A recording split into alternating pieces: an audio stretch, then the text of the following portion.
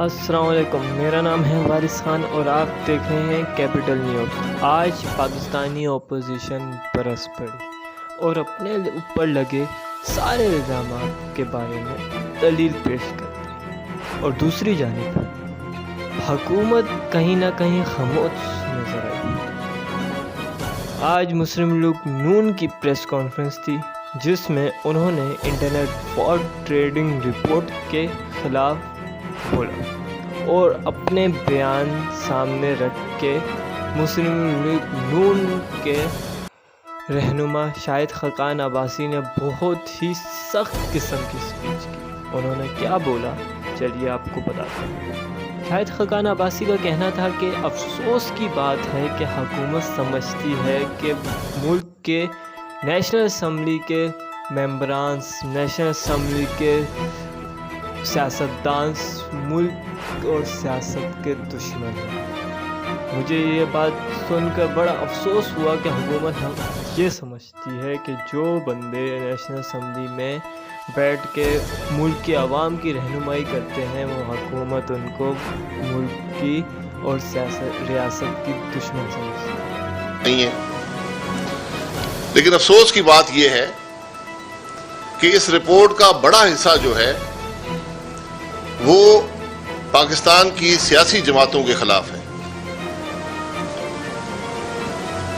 یعنی حکومت پاکستان یہ کہہ رہی ہے کہ اس ملک کی سیاسی جماعتیں جو قومی اسمبلی اور سینٹ میں اور صوبائی اسمبلی میں پاکستان کے عوام کی نمائندگی کرتی ہیں وہ ریاست دشمن ہے۔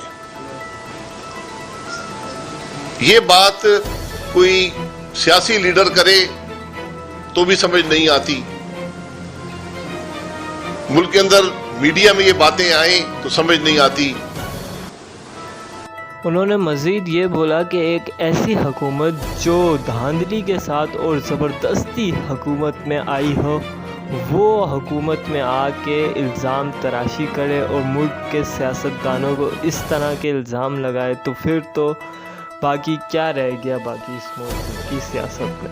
آج جمہوری حکومت جو بلا شبہ ایک چوری شدہ الیکشن کے نتیجے میں آئی ہے، اگر آج وہ یہ محسوس کرے اور حکومتی وسائل استعمال کر کر یہ الزام لگائے کہ اس ملک کے سیاستدان ریاست دشمن ہے،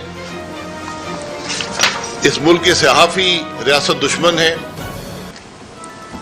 اس ملک کے محب وطن لوگ ریاست دشمن ہیں، تو پھر باقی کیا رہ جاتا ہے؟ انہوں نے مزید یہ بولا کہ یہ تو انڈیا کے آرٹیکل 370 کو قبول کرنے لگے تھے۔ اس رپورٹ میں 4-5 جگہ پہ پاکستان کا نقشہ ہے اور بدقسمتی کے ساتھ یہ نظر آتا ہے کہ کشمیر انڈیا میں شمال کیا گیا ہے اس نقشے میں۔ کیا حکومتی وزراء نے یہ رپورٹ نہیں پڑھی یا کیا ان کو یہ نظر نہ آیا؟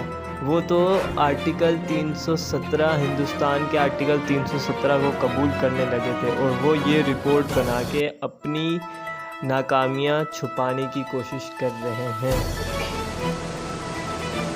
یہ تو بات وہیں پر آتی ہے کہ جو یہ حکومت ہندوستان کا آرٹیکل 370 کو قبول کرنے کو تیار تھی، آج اس کا عکس اس نے اس رپورٹ کے اندر پیش کر دیا ہے۔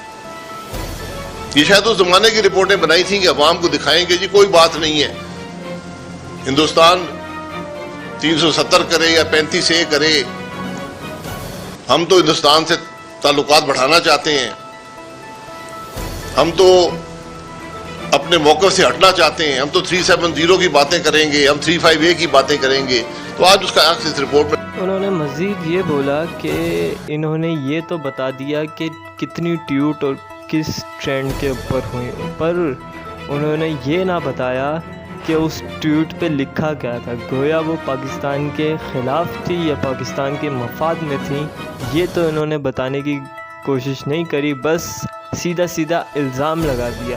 اور انہوں نے مزید یہ کہا کہ اس حکومت کو جھوٹ بولنا بہت اچھے طریقے سے آتا ہے اور اس حکومت کا ایک ہی کام ہے جھوٹ پہ جھوٹ بولنا، اپنی ناکامیاں چھپانا، کیسے انڈیا کے حصے میں کشمیر دیا، کیسے کرپشن کی، کیسے مہنگائی آسمانوں کو چھو گئی، یہ اپنی ناکامیاں چھپانے کے لیے اس طرح کی رپورٹیں پیش کر رہے ہیں۔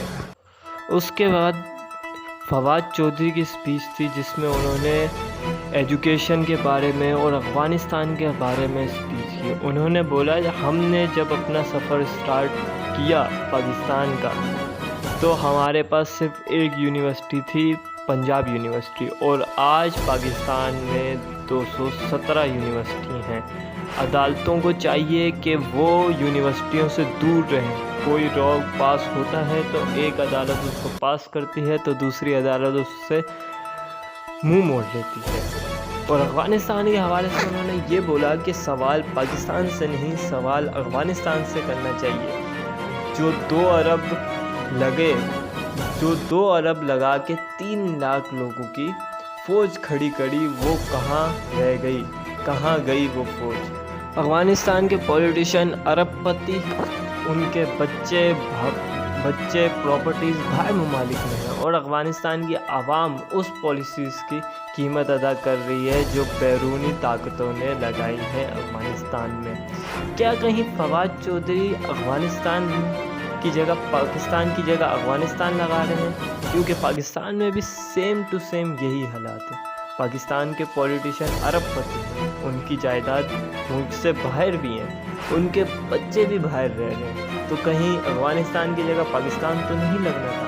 یا پھر یہ ایرر ہے؟ کیونکہ مجھے تو یہ situation same to same Pakistan کی بھی نظر آ رہی ہے۔ مزید یہ بولا کہ عمران خان کا مقصد ہے کہ افغانستان میں ایک ایسی حکومت آئے جو افغانستان کی عوام کا خیال رکھ سکے، جو افغانستان کو ترقی تک لے کے جا سکے، کیونکہ افغانستان کے حالات خراب ہوں گے تو اس کا سیدھا اثر پاکستان کے اوپر پڑ سکتا ہے۔ انہوں نے مزید یہ بولا کہ اس وقت 35 لاکھ افغان مہاجرین پاکستان میں موجود ہیں، ہماری اکنامی خراب ہو رہی ہے، پھر اس کے باوجود بھی ہم نے ان کو یہاں رہنے دیا ہے، کیونکہ افغانستان کے لوگ بھی ہم اپنا سمجھتے ہیں، ہم نے ان کو تعلیم، ان کو رہنے کی جگہ، ان کے بچوں کے لیے اسکول، کالجز، ان کو کھانے پینے کی اشیاء فراہم کی ہیں، اس لیے ہماری ہمدردی افغانستان کے ساتھ ہے۔ اور دوسری جانب عمران خان کی ایک اسپیچ تھی جس میں انہوں نے صرف اور صرف ایک پوائنٹ پہ نظر ڈالی، اور وہ ہے الیکٹرانک ووٹنگ۔ انہوں نے واضح طور پہ بس یہ بات کی ہے کہ میں سمجھتا ہوں جو فراڈ ہوتے ہیں الیکشنوں میں، اس کی وجہ ٹیکنالوجی ہے۔ انشاءاللہ اگلے الیکشن میں ٹیکنالوجی کی مدد سے الیکشن ہوں گے اور سب اس کو قبول بھی کریں گے اور شفاف الیکشن ہوں گے۔ مطلب کہ عمران خان نے خود ہی یہ بول دیا ہے کہ اپوزیشن مانے نہ مانے، اگلے بار الیکٹرانک مشین کے ساتھ الیکشن ہوں گے اور اس کے نتائج سامنے آئیں گے۔